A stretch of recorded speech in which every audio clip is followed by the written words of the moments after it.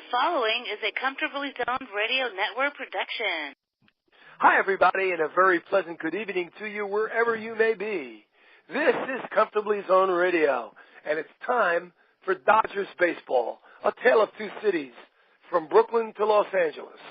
My name is Peter Trunk, and my co-hosts are Fred Wallen and Ron Rabinovitz. Fred, how you doing? I'm doing fine, but let me just say this one thing before we start talking about the Dodgers, and more Dodgers.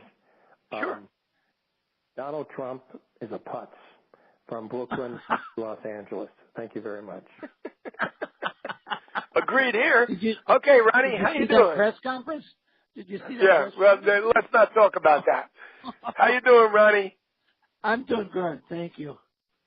You know, I don't watch the news. I don't read the newspaper. I don't watch the news or anything.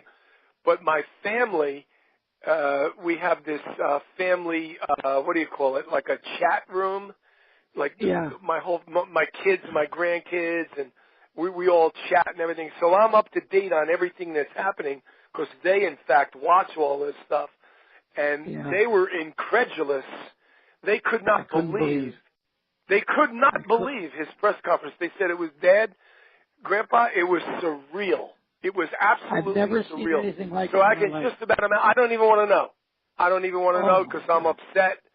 I'm upset there was no blue wave in the World Series, and there was no real blue wave the other night, election night.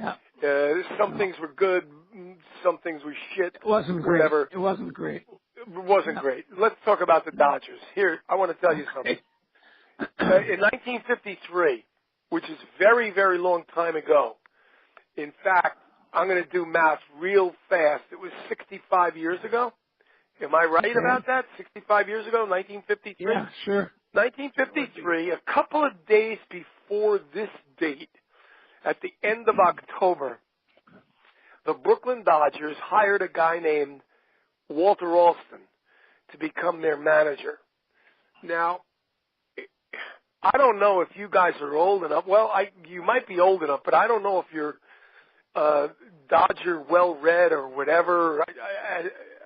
I happen to be like a freak when it comes to the Brooklyn Dodgers, and I read like everything I could ever get my hands on. But you talk about a guy that comes on the scene in the New York area, which was gigantic back then because the westernmost team was St. Louis Cardinals. Right. The Brooklyn Dodgers hired a guy named Walter Alston. No one had ever heard of him. Nobody. And I remember my uncles and my father at the Sunday, we used to all live, well, it's hard to explain real quick. We had a four-family house. My father lived with us in one unit, and the rest were his brothers and sisters. Across the street were my mother's brothers and sisters. It was like very weird. Our whole family lived within like 200 feet of each other. Anyway, I remember them, even though I was a little tiny guy, I remember them all yelling and screaming and going crazy like, who the hell is Walter Alston? How the hell did they, what happened was, here's what happened. We'll go back to Brooklyn in 1950. In 1950, there was a guy named Chuck Dressen who became the Dodger manager. After the season was over, he was rehired, 1-year contract. In 1950, the Dodgers lost to the Philadelphia Phillies on the very final day of the season. They lost the pennant. In 1951, Bobby Thompson hit the home run to beat them in the playoff, and Chuck Dressen was their manager. In 1952, Chuck Dressen was their manager, and they went to the World Series. They went back to Ebbets Field with a 3-2 lead. They went back to Ebbets Field for games 6 and 7 with a 3-2 lead, and they lost both games. The next year, they won the pennant again and went to the World Series against the Yankees. So in the off season after 1953, Chuck Dressen's wife told him, listen, forget this 1-year contract stuff. Go in there, be a man, stand up tall. And he couldn't really stand up tall. He was only 5'6". But Yeah. she said, go into O'Malley's office, stand up tall, and demand a 3-year contract. Hell, you got them there to the final game in 50, the final game in 51. You got them to the World Series in 52. You got them to the World Series in 53. Demand a 3-year contract. So he goes in and he speaks to Walter O'Malley, and he demands a 3-year contract. And O'Malley says, we'll take it under consideration and we'll be in touch with you. The next day, he hires Walter Alston to be the manager. Now, not only does he undercut Dressen by not calling him back and saying, listen, we're only going to do 1-year contracts. Do you want it or don't you? He just doesn't even talk to him. He just hires Walter Alston. Okay. Walter Alston, I cannot underline to you guys how unknown Walter Alston was in the winter of 1953/54. Everyone in Brooklyn, and I'm sure in Major League Baseball, but everyone in Brooklyn, who the hell is Walter Alston? Who is he? Right. The guy had one at bat in the major leagues. He struck out with St. Louis Cardinals, but Chuck Dressen was a known entity. Everyone knew Charlie Dressen. Everyone. Walter Alston was the manager with the St. Paul Saints. Exactly. There you go. Yeah. But no one knew him. He wasn't a household name by any stretch of the imagination. No one knew him. And it was like, you know, when the Yankees, when Steinbrenner hired Joe Torre, I remember the newspapers in New York, the tabloids, not the New York Times, too much class, but the tabloids. Joe who? Joe is clueless. Yeah. Joe Torre? He's clueless. Joe Torre was an MVP, almost a Hall of Famer. Sure he was. He had over 360 one year with the Cardinals. He was a great ball player. They knew who Joe Torre was. He was with the Braves too. Yes, and yet the writers kept saying, "Why Joe Torre? Clueless Joe. He doesn't know anything." Anyway, the same thing happened with Walter Alston. They couldn't believe the New York press just could not believe that the Dodgers had hired a guy named Walter Alston. They had no idea who he was. Anyway, he comes in, and in 1954, what does he do? They don't even win the pennant. No. They don't even win the pennant. The hated Giants win the pennant and win the World Series in 4 games straight against the Cleveland Indians. And then he gets signed for another year, and it goes on and on and on. Walter Alston signed 23 consecutive 1-year contracts. Yep. He won the division, he won the pennant, he won the World Series many times. He's a Hall of Famer.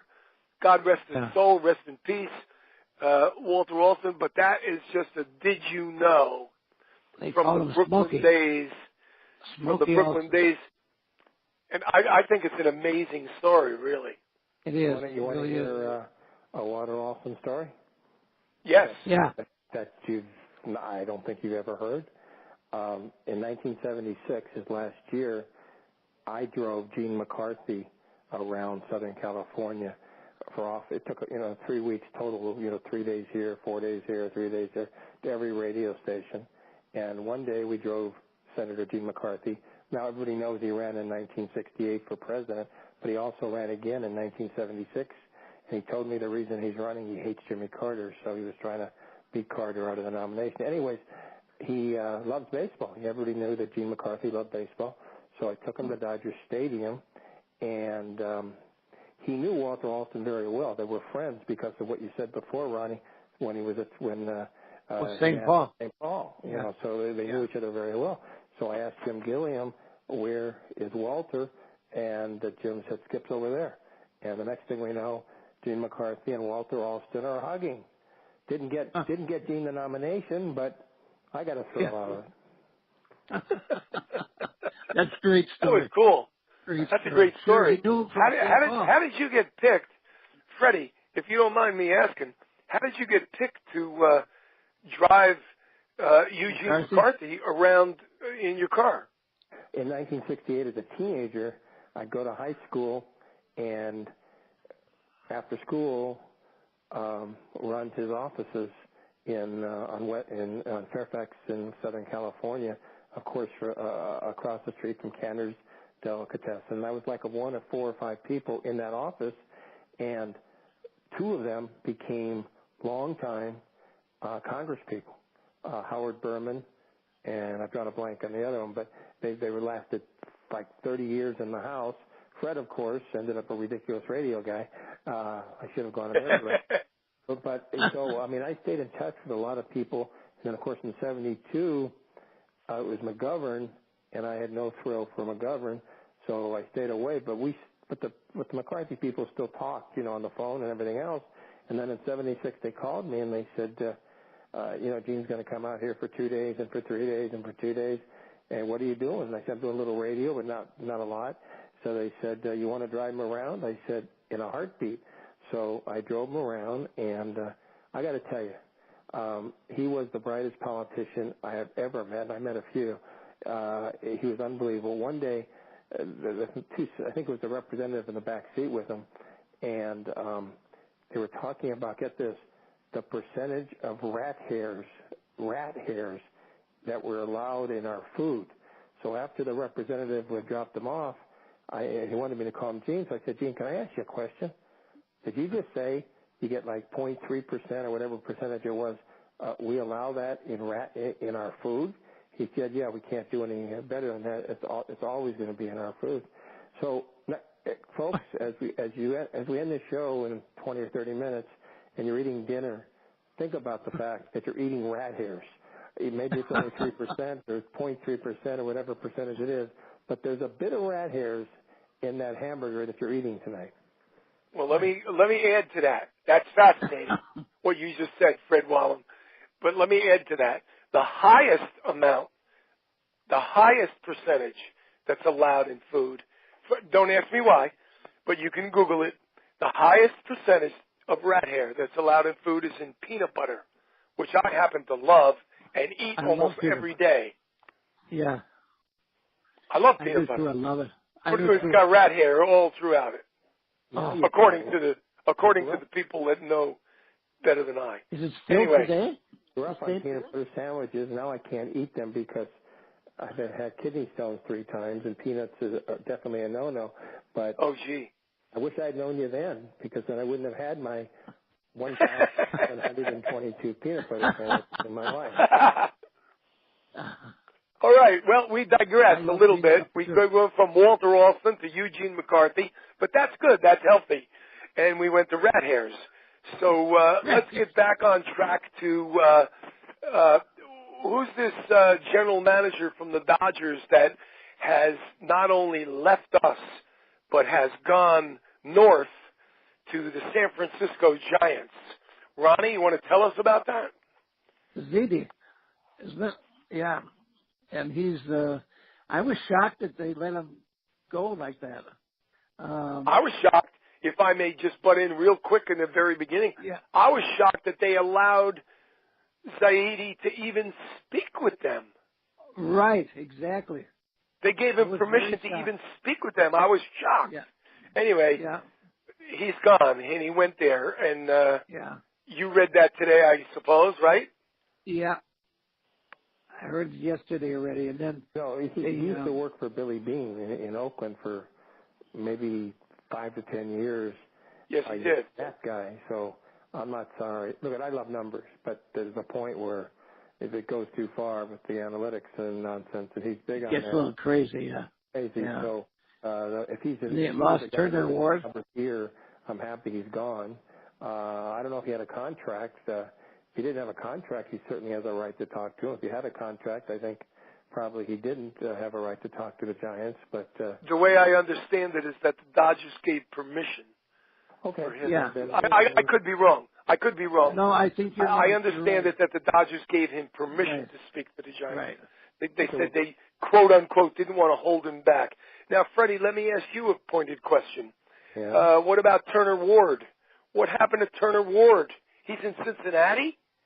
Yeah.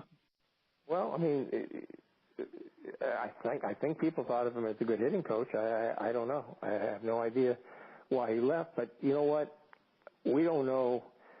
Okay, on the outside, it looks like Dave Roberts gets along with most of his players and the coaches and whatever. But you know what? You don't know that. I don't know that really. I don't go to every game. I don't go to any games anymore. But you know, even when I was doing Dodger Talk, you really don't know. They don't really tell you everything. I mean, it's very difficult. Maybe something inside. Maybe he just wanted to leave L.A. I mean, maybe it was Roberts. Maybe it was Friedman. Maybe it was, maybe they're paying him a lot more money in Cincinnati. Who knows? I mean, all these things are possible. I have no reason. I don't know the reason. So the bottom line is it's just conjecture on my part. It seems like all the players love the guy. Yeah. Yeah. Didn't it seem that way? Yeah, but how do we? That's what I'm saying, how do you really know? Because they never tell you the truth, and right. I don't know. I mean, it seemed to me, he got a lot out of Puig, he got a lot out of Kemp, certainly Kemp this year, and Peterson too. Peterson back on the right footing, I think, and doesn't of course strike out quite as much, and I don't know. It's an interesting off season, and the one thing he didn't do, Fred, was they didn't do much small ball, and maybe that was some direction that they wanted to do. They led the National League in home runs, but that was the big problem. They couldn't drive in guys around second, third with nobody out. All right, so I don't know. If next year Andrew Toles is healthy, does he lead off so he can steal 30 to 40 bases so they can get a few runs without home runs, or is he back in the minors again in Oklahoma City? I don't know. It's going to be hard because that outfield is full. Andrew Toles is a gifted ball player, and he breaks the mold of the Dodger, whatever you want to call it. He's not a swing from your heels home run kind of guy. He's a line drive hitter. He has speed. He can steal bases. He can get your singles and your doubles and score some runs. The fact of the matter is that Andrew Toles was a house on fire a couple of years ago, and since then, I don't know if it's because of injury or what, he has cooled substantially. He looks like another Verdugo.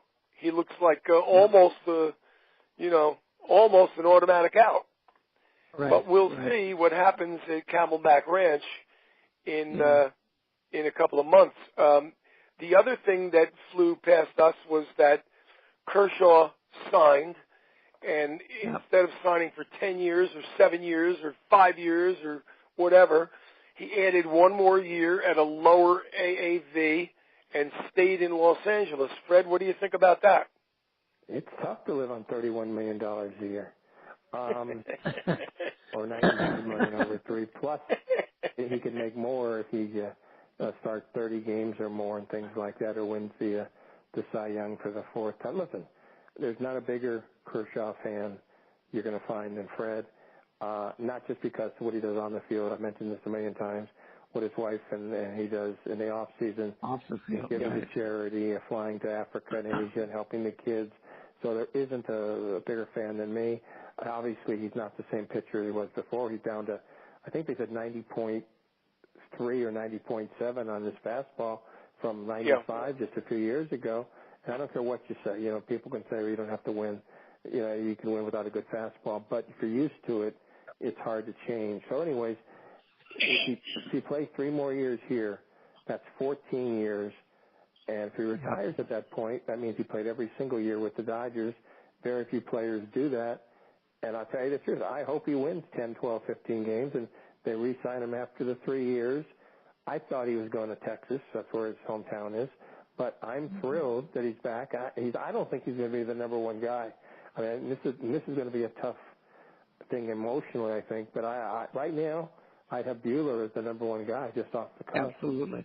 Would you too? Yeah, I think we all would. I mean, tell me what they tell He'd me. have to go down. No.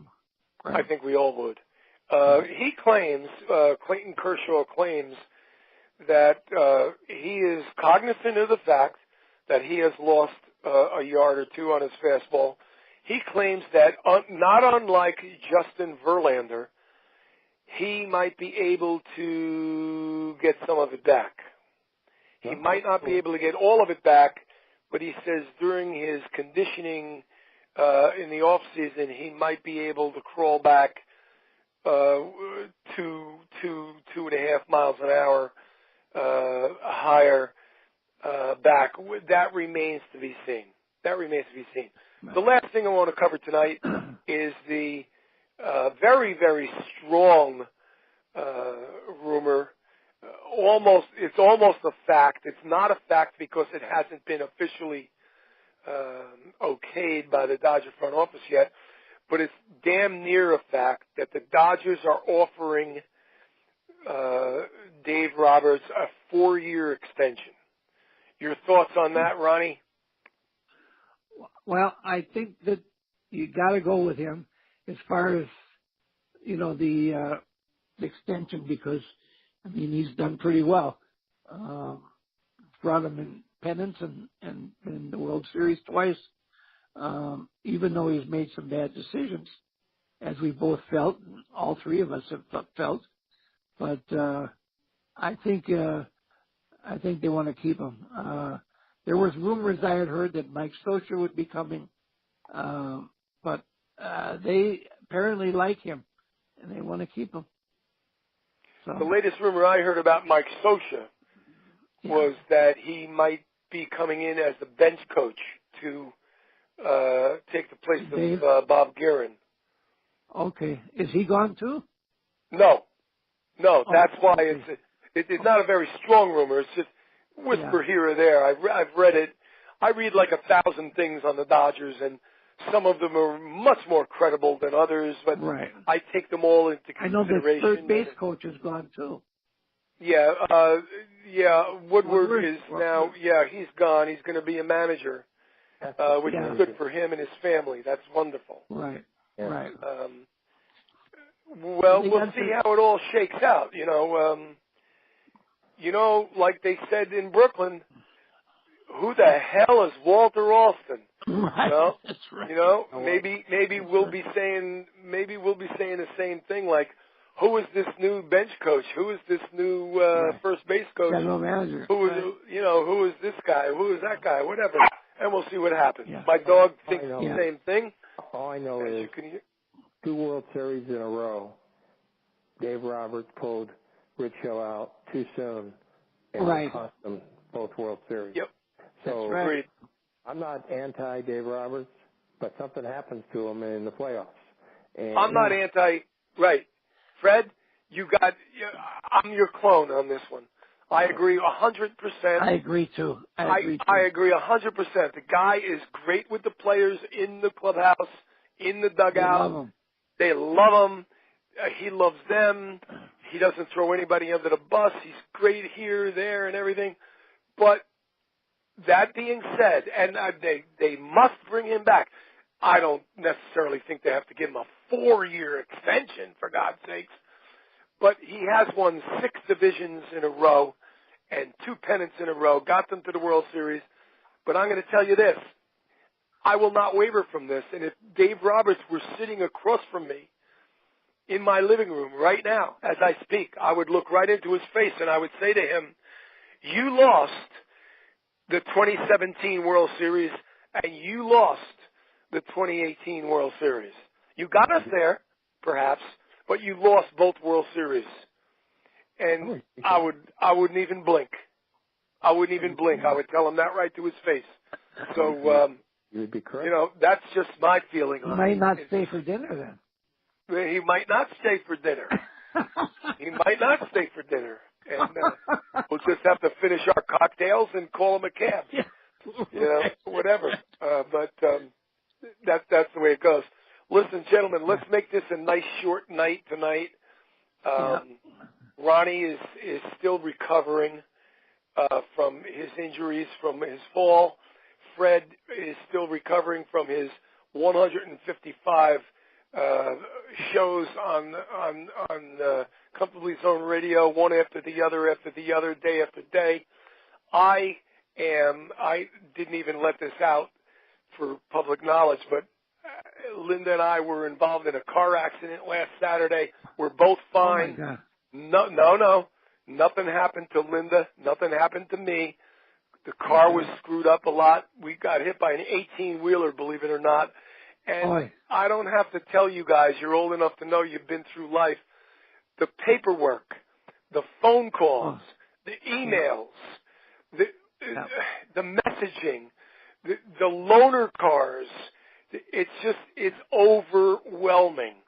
And it is. I didn't have too much time to prepare for anything tonight or anything like that. So we're going to call it a night, and we're going to say thank you to our listening audience as usual.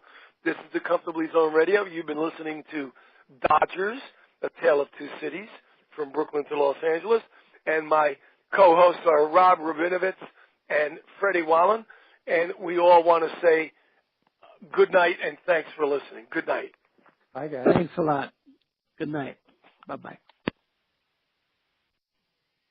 The proceeding was a Comfortably Zoned Radio Network production. Thank you for listening.